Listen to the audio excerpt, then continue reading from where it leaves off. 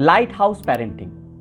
Parenting के अलग अलग तरीकों को हमने देखा है और हर बच्चे पे कोई एक पेरेंटिंग का स्टाइल फिट नहीं होता है, लेकिन इस बीच में सोशल मीडिया पे कई आर्टिकल में लाइट हाउस पेरेंटिंग का जिक्र आपको दिखेगा। क्या होता है लाइट हाउस पेरेंटिंग? क्या कभी हमने गौर किया कि जिस कॉलोनी में हम रहते हैं, जिस अपार्टमेंट में हम रहते हैं, जिस दफ्तर में हम काम करते हैं, वहाँ पर कुछ लोग ऐसे भी होते हैं जिनमें किसी भी निर्णय को लेने में कोई झिझक नहीं होती। उनका कॉन्फिडेंस इतना ज़्यादा होता है कि वो कोई भी निर्णय आसानी से ले लेते हैं। ये एक दिन में नहीं होता है, वो उनके परवरिश में शामिल होता है। नमस्कार, मैं परिमल कुमार और किडोक्रेसी के इस प्लेटफॉर्म पे आप तमाम दर्शकों का बहुत बहुत स्वागत है। लाइट हाउस पेरेंटिंग की ऐसी स्ट्रैटेजी जिसमें पेरेंट्स बैलेंस्ड अप्रोच अपनाने की कोशिश करते हैं। बैलेंस्ड अप्रोच कहने का मतलब इंडिपेंडेंस और अपने बच्चे को सपोर्ट देने में, बच्चे को इंडिपेंडेंट बनाने में और बच्चे को सपोर्ट देने पे। कब सपोर्ट देना है और कैसे उनको इंडिपेंडेंट बनाना है। शुरुआत से अगर ये हम शामिल करें अपनी दिनचर्या में, जिसमें आप समझ सकते हैं कि बच्चे को ज़्यादा रोकना टोकना नहीं, उनको गलती करने की छूट देनी। गलती करे, गलती से सीखे, तो उनके काम में बहुत ज़्यादा दखल नहीं और ना पूरी तरीके से आज़ादी भी। आज़ादी हो लेकिन पूरी तरीके से आज़ादी नहीं। इसको उदाहरण के तौर पे भी हम समझने की कोशिश करेंगे। और हो सकता है कि हमारी आपकी जब परवरिश हुई हो तो लाइट हाउस पेरेंटिंग उस दौर में भी था, लेकिन ये टर्म उस दौर में शायद नहीं था कि इस तरीके की पेरेंटिंग भी होती है। हम शायद उसी तरीके से हमारी परवरिश भी हुई और हम उसी तरीके से कॉन्फिडेंट बन भी पाए।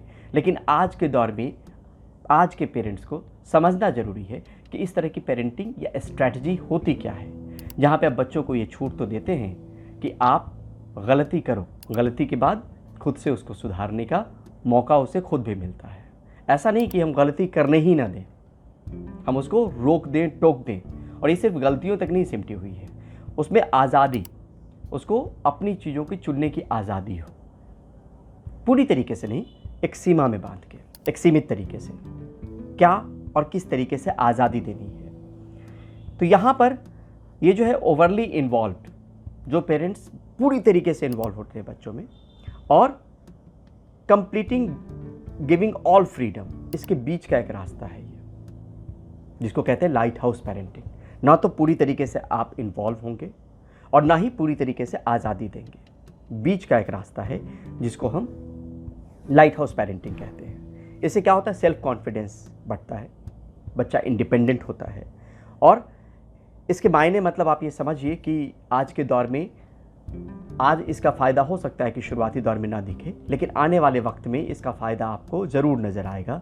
जब किसी करियर की वजह से, जब कहीं जाने की वजह से वो अगर इंडिपेंडेंट होगा और उसमें कॉन्फिडेंस होगा तो कुछ भी काम आसानी से कर सकता है। मतलब उसकी डिपेंडेंसी अगर किसी पे शून्य है, किसी पे कहने का मतलब आप जैसे और हमारे जैसे पेरेंट्स पे शून्य है, तो वो कोई स्टेप ले सकता है एक उम्र के आगे आने वाले दौर में। कॉन्फिडेंट रहेगा तो चीज़ों को बेहिचक बोल सकेगा, वो सिर्फ बाहर नहीं, आपसे भी। तो एक कम्युनिकेशन भी ज़रूरी है इस लाइट हाउस पेरेंटिंग में। तमाम चीज़ों पे हम लौटते हैं, लेकिन लाइट हाउस होता क्या है? ये दरअसल एक टावर या बिल्डिंग है जिससे लाइट इमिट होता रहता है। समुद्र किनारे बना एक टावर या बिल्डिंग जहाँ से रोशनी निकलती रहती है और उन नाविकों की मदद करती है, उन शिप्स की मदद करती है, उनके चालकों की मदद करती है जो समुद्र में अपनी जहाज़ को लेकर जा रहे होते। तो चट्टानों से टकराने में या किनारे के बारे में जानकारी उनको इस लाइट हाउस से पुराने दौर में मिला करती थी। और यहाँ पर शुरुआत में जो इंटरनेट पे आंकड़े मौजूद है उसके मुताबिक मिस्र के अलेक्जेंड्रिया में सबसे पहली बार फेरोस लाइट हाउस बना, जो 450 फीट ऊंचा था और 280 ईसा पूर्व ये बनाया गया।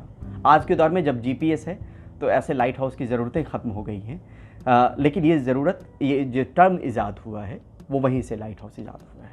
समुद्री किनारों पे बना एक बड़ा टावर जहाँ से रोशनी निकल रही थी और एक तरीके से नेविगेट करने का काम करती है, उन शिप्स को, उन जहाज़ को मदद करने पहुँचाने का काम, जो समुद्र में एक किनारे तक पहुँचने की कोशिश कर रहे हो या चट्टानों से ना टकराएं।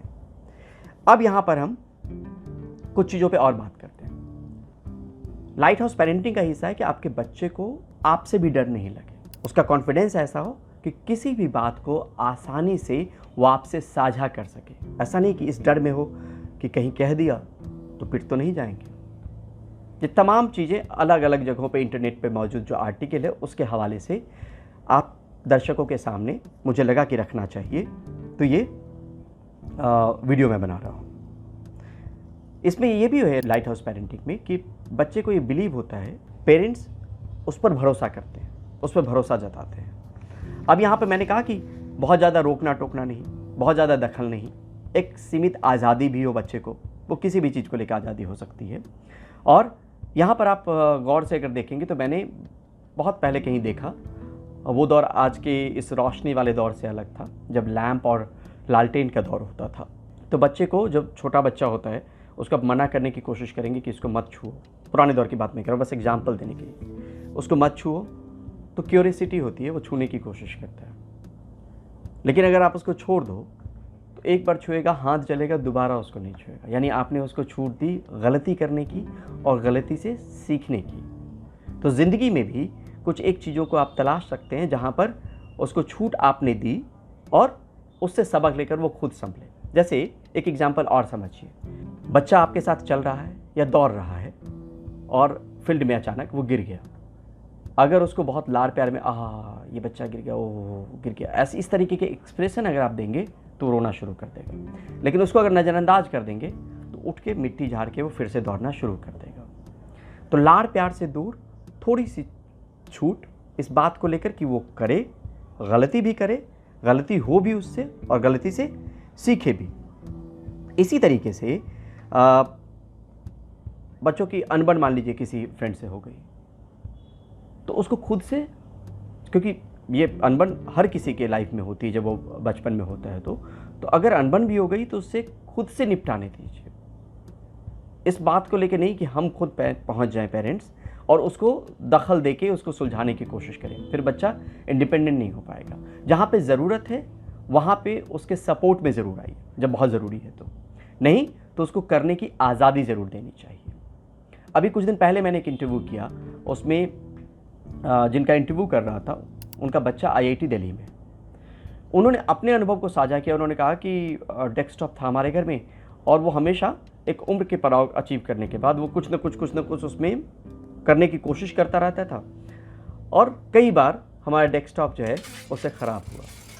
हमने उसको डांटा नहीं, हमने उसको छूट दी कि ठीक है गलती तुम करो। आज वो IIT में है। तो ये समझने की ज़रूरत है कि एक छूट बचपन से बच्चे को अगर देंगे तो वो इंडिपेंडेंट बनेगा, उसका कॉन्फिडेंस बिल्ड होगा। जैसे क्या होता था कि आप कई मौक़ों पे, आज के दौर में शायद वो दिक्कत है और शायद उस तरह के हालात भी हो गए, लेकिन इसको भी आजमाया जा सकता है कि जब हम जैसे लोग छोटे होते थे तो इंडिपेंडेंट हम कैसे हुए, क्योंकि दिल्ली आके खुद से आप अचानक सब कुछ कर पाना बड़ा मुश्किल था।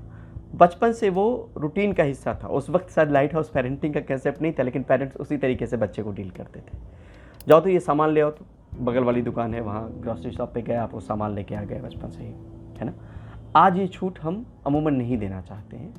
तो यहाँ पर ये ज़रूर कोशिश करें कि एक निगरानी रखते हुए इस तरह की छूट भी दें कि वो करके ले आओ, तो या घर में अगर कुछ काम भी है तो उससे काम करवाने की बात, कि वो थोड़ा सा उठा के इधर रख दो। तो इस तरह की चीज़ों को करते रहने से क्या होता है कि जब आने वाले वक्त में वो बड़ा होता है और कहीं दूर रहता है आपसे, तो वो इंडिपेंडेंट होता है, उसको डिपेंडेंसी की ज़रूरत नहीं पड़ती, आपकी ज़रूरत नहीं पड़ती। तो बच्चे के ओवरऑल ग्रोथ के लिए ज़रूरी है कि इस तरह की चीज़ें भी की जाए, उसको इस बात की छूट भी दी जाए, थोड़ी सी निगरानी रखे भी कि वो जाए कुछ खुद से ले आए। वो ये काम कर रहा है तो हम बहुत टोके नहीं, क्या कर रहे हो क्या नहीं कर रहे हो, बहुत ज़्यादा हमारा इन्वॉल्वमेंट नहीं हो, हम निगरानी ज़रूर रखें, लेकिन उसको करने की छूट दें कि गलती करेगा सुधरेगा। शुरुआत में भी क्या होता है, जब बच्चा चलना शुरू करता है तो एक वक्त तक उंगली पकड़ के हम चलाते हैं, उसके बाद छोड़ देते हैं, वो गिरता है, फिर उठता है, फिर चलना शुरू करता है।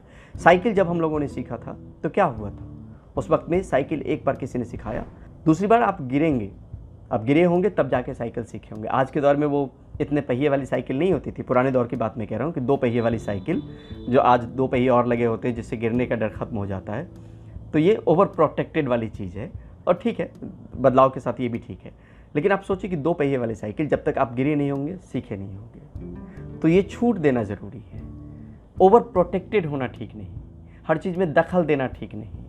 वो चाहे उनके इंटरेस्ट को लेके हो, उनके करियर को लेके हो, उनके कार्यकलाप को लेके हो, और कम्युनिकेशन ज़रूर हो, जहाँ पे बच्चा इस बात को लेके परवाह नहीं करे, हिचके नहीं कि अगर ऐसा कह दिया तो डांट खा जाएंगे। नहीं, इस बात की छूट होनी चाहिए कि गलती करके भी आए अगर तो आपसे साझा करे। इस तरह का कम्युनिकेशन का लेवल होना चाहिए। तो ये तमाम जो आर्टिकल मौजूद थे उसके हिसाब से आज के दौर की लाइट हाउस पेरेंटिंग, जो हमने ऐसे ही सीख ली होगी अपने दौर में, शायद ये टर्म नहीं रहा होगा लेकिन हमारी परवरिश का हिस्सा थी, आज के दौर में उसको लाइट हाउस पेरेंटिंग कहा जाता है, जिसमें आप बच्चे को खुद से कुछ निर्णय लेने की छूट देते हैं, वो खुद से कुछ निर्णय ले सकता है, और एक बैलेंस्ड अप्रोच और स्ट्रैटेजी है इंडिपेंडेंट बनाने की बच्चों को लेकर, ताकि उनमें सेल्फ कॉन्फिडेंस और वो इंडिपेंडेंट बने, उनको फियर नहीं हो किसी चीज़ को लेके। तो ज़रूरी है, हम सब चाहते हैं कि बच्चा काबिल बने, बच्चा इंडिपेंडेंट हो, बच्चा फियरलेस हो, बच्चा जो है वो तमीज़ वाला हो, अच्छा हो। तो ये कोशिश हर किसी की होती है, लेकिन अगर इसको आपने रूटीन में ढाला तो इससे फ़ायदा ज़रूर होगा। और ये सिर्फ आर्टिकल के हवाले से मैं नहीं कह रहा हूँ, वो बचपन में आप भी अपने अतीत में जाएंगे, टटोलेंगे तो शायद कुछ चीज़ें हमारी ज़िंदगी में भी उसी तरीके से हुई होगी। जहाँ पे पेरेंट्स का भरोसा है कि आप बाज़ार जाके सामान ले आओ, तो वहाँ पे कई बार ये भी होता है कि आपसे हिसाब नहीं लिया गया, पेरेंट्स ने आप पे भरोसा जताया। निगरानी रखना ज़रूरी है, लेकिन हर चीज़ का हिसाब, ये कितने का हो, ये कितने का हो, ये कितने का हो, इससे आप भरोसा खोते हैं। आपको लगता है कि बच्चे को आपने कहीं कटघरे में खड़ा कर दिया। तो निगरानी ज़रूर रखिए, लेकिन उस पर भरोसा जताइए, उसकी गलतियों पे गलती करने की उसको छूट दीजिए, ताकि वो आने वाले दौर में जो प्रतिस्पर्धा वाली दौर है, कम्पिटिटिव इन्वायरमेंट है, उसके हिसाब से वो अपने आप को तैयार कर सके और आज के दौर में दौड़ लगा सके।